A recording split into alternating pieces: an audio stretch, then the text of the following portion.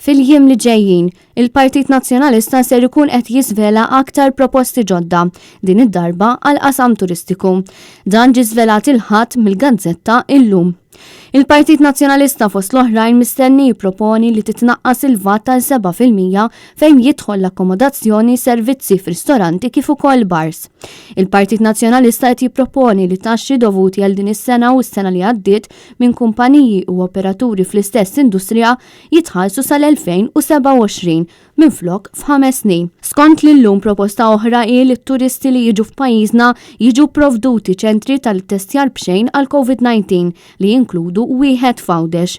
Il-Partit Nazzjonalista jrid li l-ħlas ta' liċenzji ta' coaches, dajes, taxis u open buses jiġi pospost għal 18 xahar. Qed tiġi proposta wkoll għotja ta' darba ta' mhux aktar minn 25,000 euro lill-entitajiet turistiċi liċenzjati għal din is-sena u s-sena d-dieħla. Il-Partit Nazzjonalista mal-proposti tiegħu qed jippjana r-riġenerazzjoni ta' Buġibba, San Pawl il-Baħar u Paċevil, kif ukoll pjan ta' akkomodazzjoni u infrastruttura għan-nofsinhar ta' Malta. Skont il-proposti pubblikati mill-illum, il-Partit Nazzjonalista jrid li kull student li jiġi f'pajjiżna sabiex jistudja l-Ingliż jingħata borza ta' studju ta' 50 euro fil-ġimgħa, b'limitu massimu ta' 600 euro lil kull student. Jidher li dawn huma biss ftit mill-ħafna proposti li qed iħejji l-Partit Nazzjonalista għas-settur turistiku, benefiċċji kbar għall-operaturi u l-ħaddiema f'dan is-settur.